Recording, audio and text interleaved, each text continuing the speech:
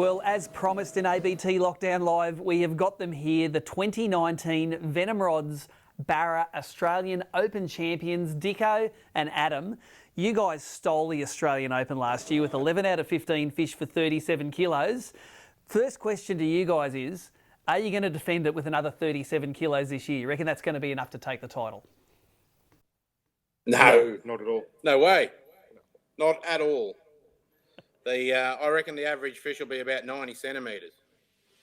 Well, last year we were hoping that we were going to hit it right on, and we got hit by a cold snap just before the tournament, and it sort of shut the fish down. But we were smart enough this year to move the dates back a little bit. We're going to fish that full moon at the end of September rather than the one at the beginning of September.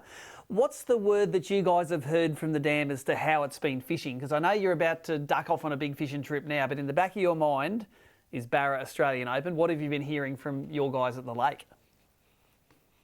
I don't know. I went up there last weekend and didn't get a bite. So that's my good pre-fish. So, yeah. The water's been very clear. So it's being that month later, I think this year is going to be a massive help with water temperature and, a few different things change.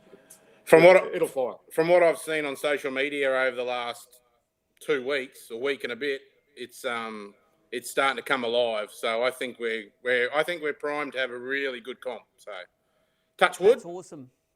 Now, Adam, you work in the tackle warehouse there, of course, where the trophy has been living for the last year. I picked it up. I came and repossessed it the other day to get your name. Yes, you took it off. Yep. There was a little bit of dust sitting on it, so I've given it a bit of a clean up. But you're selling tackle to guys that are heading north for BARRA all the time. What's your take on how these southern dams are picking up with the warmer weather? Oh, they're going to go off this year, Steve. Seriously, it's the ingredients are all there. We saw last year how there was a lot of sort of those smaller 70 centimetre plus fish, another 12 months on. Also, too, with the lockdowns and all this COVID stuff going on, a lot of people are going to want to fish at home this year over the Christmas break, over summer. So the southern dams are going to, they're going to be busy, but there's plenty of fish there, I reckon. There's lots of fish. It's going to go off. It's going to be big. Well, that's awesome, because right now I'm going to put a cutaway on the screen of some screenshots from Justin Nye's Garmin LiveScope. And there are just swarms of barramundi looking pretty active and swimming all over the place. So, those eyes under the water are getting Justin excited. Now, of course, we use Justin, who's one of the Wilson's protein guys. He helps us choose the date. And I just go to Justin and I said, Justin, if you're going to run a tournament for the best time of the year at Awoonga, where we've got the best chance of whacking them, and he gave me these dates. So all competitive stuff aside, what's your inside word from the man up there, from your man Justin? There's got to be something you can give us here. What's he giving you, Dicko? He's giving me nothing. No, he's nothing.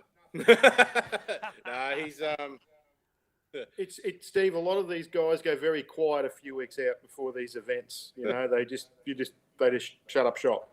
So they're busy working on what they're going to do, I think.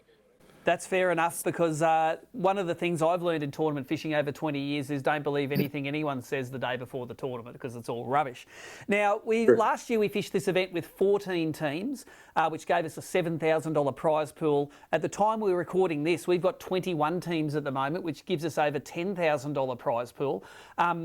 The unique feature about this tournament is, of course, that Venom Rods, it underwrites the running of this tournament so that we can give back 100% of the entry fees in prizes, and then you guys beef it up with some pretty awesome product. Now, we've got some Venom Rods for the top place teams, but we've also got a lot of, the Xeric lures and some of the baits that you think are going to kill it on the weekend. Just run us through what you're going to be bringing up that everyone gets a handful of.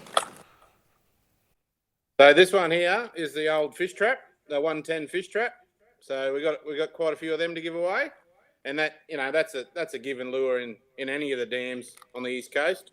And then the trusty old live mullet, which did unbelievably last year after we did the BARRA Open. It just went gangbusters. And then we got the Big Tango Shad. Big Tango Shad, the 89 mil Tango Shad in a suspending model. Flicker in the timber and flat shad. And then the old flat shad. Throw it in. Never get it snagged. Yeah. It's the beauty of that. Or rig it up with a jig head and add all sorts of pointy bits and pieces to it. So whenever I talk to people about what sort of assortment of bait should I take up to Woonga, they'll say, "Oh, you better take a soft vibe, you better take a jerk bait, you better take a bait that you can slow roll." Like, you've basically got everything the guys are going to need covered in that selection, because those are the baits that are selling for you in that region, aren't they?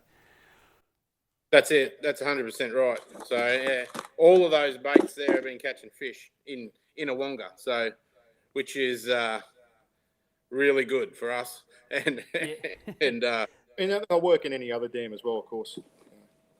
Now, I want you to run through this, of course, is the Venom Rods BARRA Australian Open. We have this thing in ABT where sponsored teams always have pretty good karma, and you guys fished as Team Venom last year and you ended up winning the event. Now, I want you to run through maybe a couple of the Venom Rods that you guys are going to be taking up and rigging up there to try and defend your title. Like, of course, the Venom Rods, they're an Australian-made rod. You make them, in your factory there, and you choose... Right through that door over there. So take us through a couple of the models that you're going to have on your boat. So this one here that I've got here is the Venom Crankbait. It's a 2 to 4 PE crankbait, 6'3". So ideal, bit of a mixture. You can still crack hard bodies and stuff with it, but you can still use it for vibing and throwing those. It's a bit of an all rounder, really. Yes, perfect all rounder. So and then we've got there's a version of this in a spin model as well, but it's slightly longer, so it's at 6'5", which is really good for if you like spinning rods.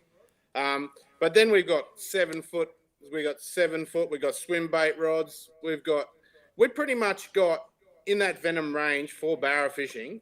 We pretty much got the whole thing covered, like from 1.5 handed cork gripped, your old school bait casting rods, right through to your big swim bait rods, which our big swim bait rod is just it's a weapon for any of these dams, especially when you're fishing out on those big open points. Well, you've used it yourself, you know what it's like. You can throw those big plastics and you can throw them a mile. And that's one of the rods there that I used last year, just for rolling weedless plastics and things, as well as hard bodies in the sticks, and it just worked perfectly. You do so many things with that particular rod. And it's got plenty of grunt. Oh, don't be afraid of getting into it.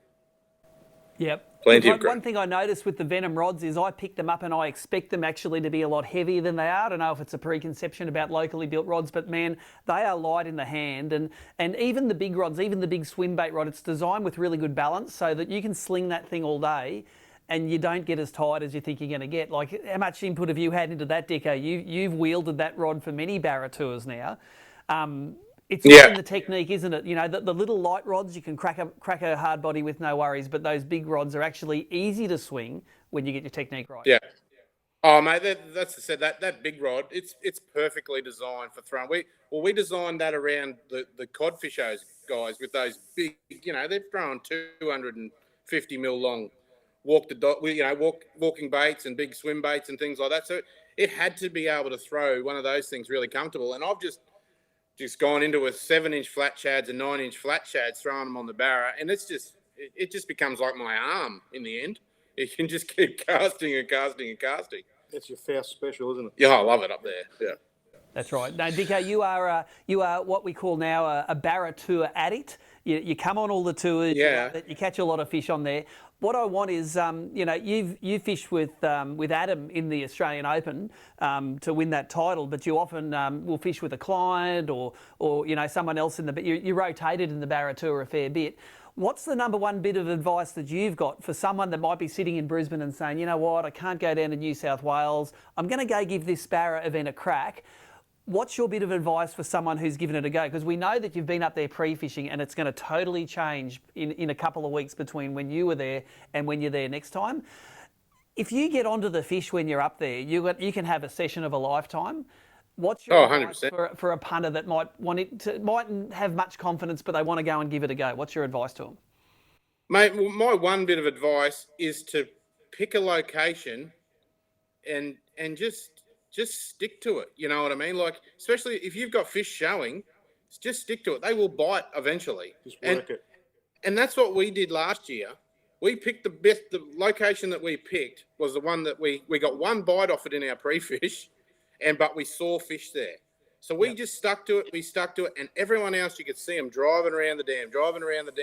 And when that bite period came, it only lasted for an hour at the most, and it was just on one after another, bite. If you weren't getting a bite, you were sort of catching a fish. But that's one good key thing is just pick an area and stick to it. Don't be moving around at prime time, you know, at dusk and things like that, which people were doing. It's just pick a spot you think looks good. If you see fish on a sounder, they'll bite. They will bite. Eventually. And that is awesome advice, because I was one of those idiots running around like a madman, mate. I was going from catfish to turtle to catfish. So I will take your advice there, guys, because I would be silly if I didn't listen to the current Open champions. Now, with this event, we can't do it like we did last year where we had a big briefing, we get everyone there and everyone's giving each other a hug. We can't do it this year with the COVID rules, but we do have a briefing between 8:30 and 10 a.m. at the Complete Angler Gladstone on the Tuesday morning before the comp. So you're going to make sure that shop is stocked up with all of the bits and pieces guys are going to need if they need to do some last minute shopping, Dicko? You're going to make sure it's all mate, I'm hoping they're already stocked with it. So, yeah. Yeah, no, they should be right. They're good guys there, so they should have plenty of stock there. That's awesome. So anyone that's watching this, maybe some anglers that are up there doing the Costa Brim series. We've got the Brim event before it, and then of course after the Australian Open, we've got the Rapala Bass Queensland Open up at Cania. So if you've got some time on your hands, guys, you can go and you can fish a Brim event, a Barra event, and a Bass event all in a 10-day period. I've signed up for it. I'm looking forward to it. I'm going to get all the fishing out of my system for the last few months of all this COVID rubbish. Going to do all of those 3 species. And I'm going to try my best to take the title off you guys, but there are going to be over 20 other teams doing that as well. What's your final pick for the number of teams we're going to have? We're already at 21. You reckon we're going to get to 30 by the event? Be good if we did. Yeah. And if anyone's in Brisbane or Southeast Queensland and wants to come and have a look at some of this gear or have a chat, please come and see me, Tackle Warehouse in Brisbane. I'd love to have a talk to you about it. I live for this. I love it. Yeah, you do, mate. You pretend you don't like it, but you're pretty excited. I saw the tear in your eye when I was walking out with your trophy the other day, mate. Mate, another wasn't happy. Weeks, you might be reunited with it. So yes, definitely drop in and see Adam Tackle Warehouse. It has got an absolute pile of all of the sponsors' gear, but also all gear. If you haven't got it, you can't get it, can you? Pretty much so. Right, anything fishing, go to Tackle Warehouse, that's for sure. Awesome, guys. Well, I appreciate you taking time out of your busy day to come and have a chat to us on ABT Lockdown Live. I'm pretty sure by the time this goes to air, you'll be out at the Swains somewhere catching fish. But while you're doing that, all the other guys are practicing catching barra. So just have a think about that, guys. Thanks for joining us. Thanks, Steve.